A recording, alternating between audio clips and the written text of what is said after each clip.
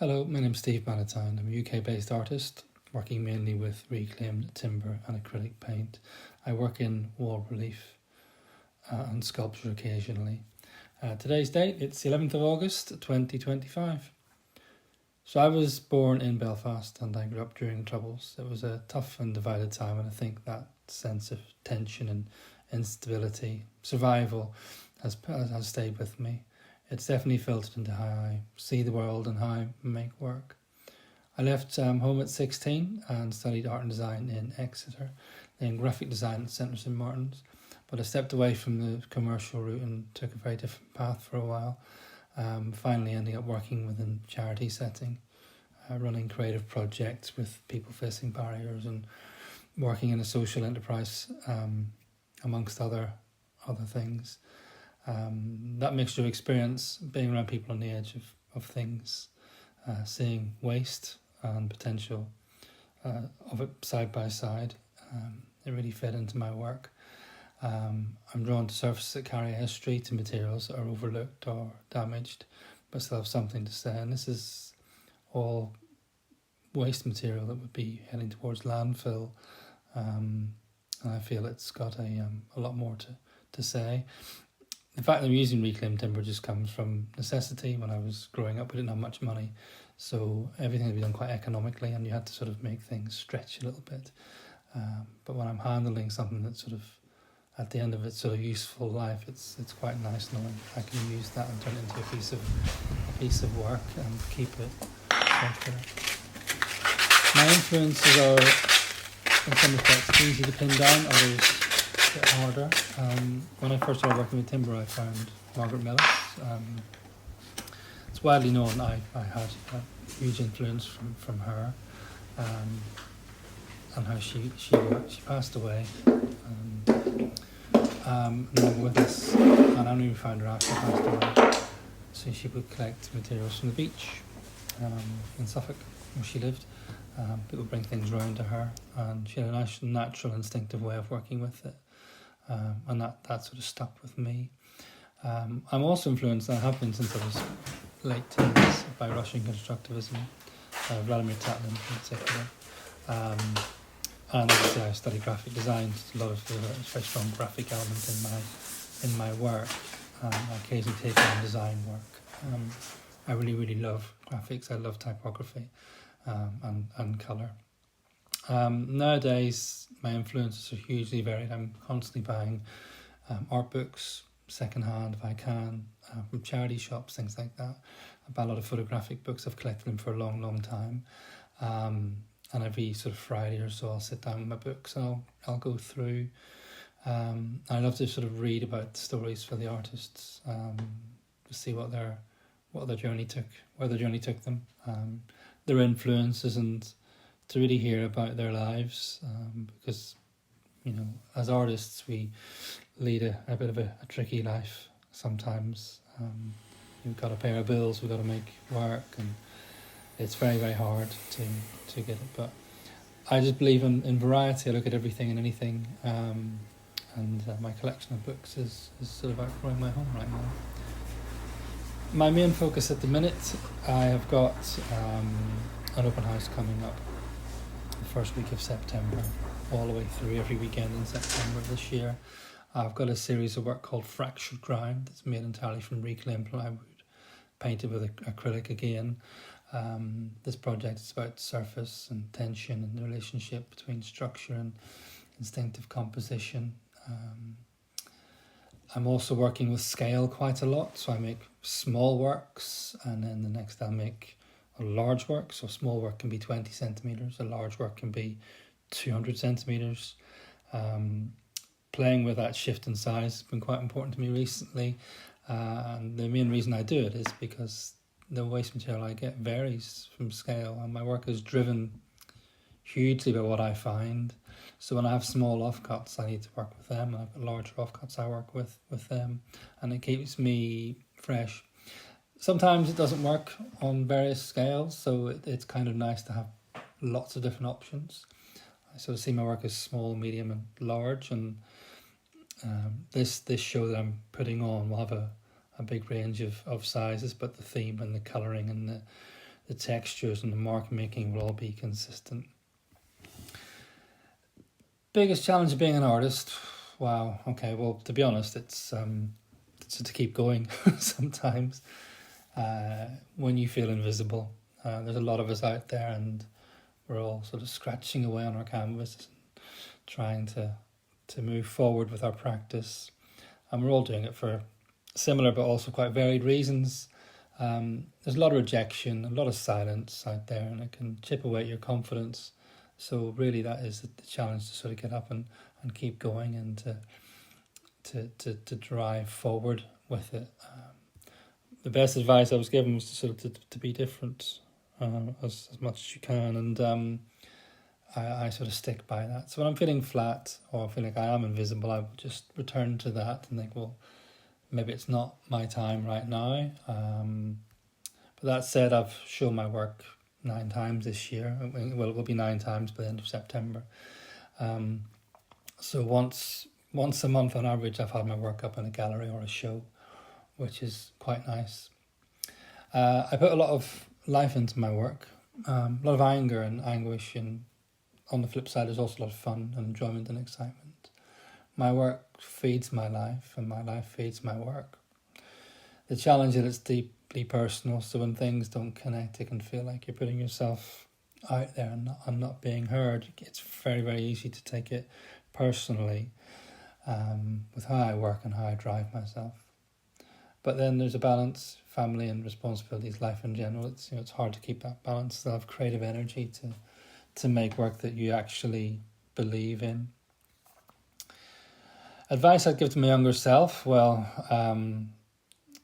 not to wait, really. I think as I was growing up and having ideas and thoughts and grand ideas, I did wait a lot, and I was looking at my peers a lot. It's like I was waiting for permission. I was waiting for the perfect idea or the right time. There never is a right time. You just have to start, and once you start, you got to just keep going. And also, don't worry about fitting in. I spent a lot of time wondering how to fit in the clothing I was wearing and who I was as an individual, and then my work sort of mimicking or parroting or running parallel with other people's work. And actually, what makes your work different will also make your work, stronger. So it just sometimes takes a while to be recognised, but I would certainly tell my younger self to crack on. Really, it's funny how you perceive the world when you get a bit older and you look back. So I was 50 this year, and I look back at my 18-year-old self, and I've got an 18-year-old son, and it's kind of looking at myself a little bit. So yeah, my advice is to crack on, innovate, and have fun, and don't worry about anybody else. You do you, as it were. I've spent probably the last 10-15 years working to create unconventional ways of working and techniques. I work with surface breakdown quite a lot. I've developed techniques to help degrade paint, and I've practiced long and hard with varnishes and oils and waxes to help create a surface that perhaps hasn't been seen before or isn't particularly familiar to people, to help my work sort of stand out a little bit. I'm always looking at ways of helping the paint contrast and stand out a bit more, and how to break that paint down. I'll leave work outside for months. It picks up dirt, it swells, it gets damaged, and that becomes part of the work. I've worked with fabric in the past, and I would let that rot outside, and I would dry it and clean it and iron it, and it would take on its own life. I'm constantly experimenting. That, with the fact that I'm having to work with what I find, means that my work, my techniques shift quite a lot. I personally feel my work doesn't always carry on and look like it's come from the same artist, but the feedback I've had is that it constantly looks like my work, and people can spot it now as my work, which is kind of nice.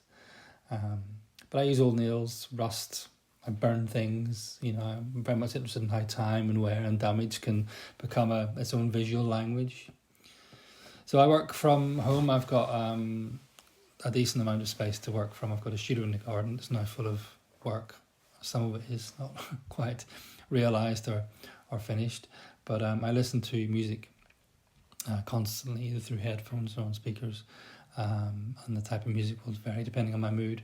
That combined with coffee and lots of fluids.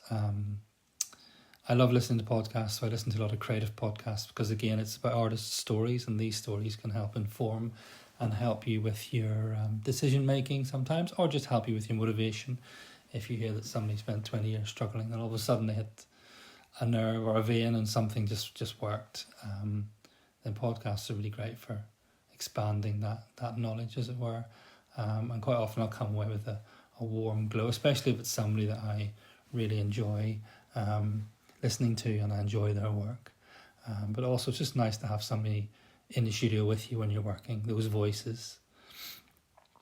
Best reaction to my work, it's quite difficult actually. I get a lot of positive reactions, especially when people see it up front. And people do remark really that it does need to be seen in person. It doesn't always photograph that well. There's a lot of very subtle detail in my work. So it's kind of hard to photograph it well. But I generally get, when I do my open houses, I get a lot of wows and a lot of conversation and a lot of support. My first open house sold out. The second one did phenomenally well. And I hadn't really settled much as an artist. I was still just doing my own thing and finding my way. This is my fourth open house, and this is the first time I've put up a very consistent and cohesive set of work. But I will spend most of my time just talking with people about my work and making contacts and hearing about new galleries or new artists and other people whose work may resonate with mine. So really, really wonderful. But nothing ever negative said about it. It's always been a conversation starter, which I love. I would like, or what I hope for people to take away from my work when they see it, is that they can maybe think about environment a little bit more. It's quite cliched now. Environment and environmental issues are very much heavily discussed, especially with the way politics are going right now. And I've been using old stuff and found stuff for years, and it wasn't really as a environmental push, it was more economics. But I was amazed when I started working for an environmental protection charity how much waste, how much we throw away and dispose of. So a lot of my work does speak to that. I want people to think about their own footprint when they're shopping, when they're moving around the planet. We as individual humans leave a huge mark on the planet, and that needs to be fixed. That needs to be repaired. And quite often there's a bit of frustration and anger about that in my work.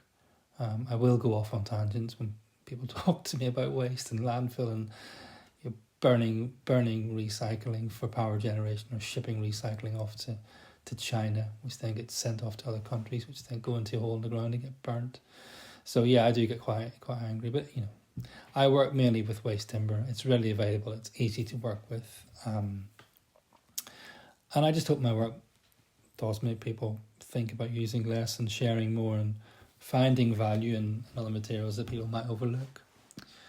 So upcoming, I have got obviously my Fractured Ground opening in my own home in September as part of Art Wave for 3 weekends, the first 3 weekends of September. It's also on display in a gallery in Brighton right now until the end of December. I've got some work up there as part of an open call. I've got 4 pieces of work. And I'm also showing work in Lewis as part of another exhibition during Art Wave called Structures, which is taking place at the Depot Cinema in Lewis. And of course you can see more of my work on my Instagram, which is at steve.bannatyne, and on my website, which is stevebannatyne.com.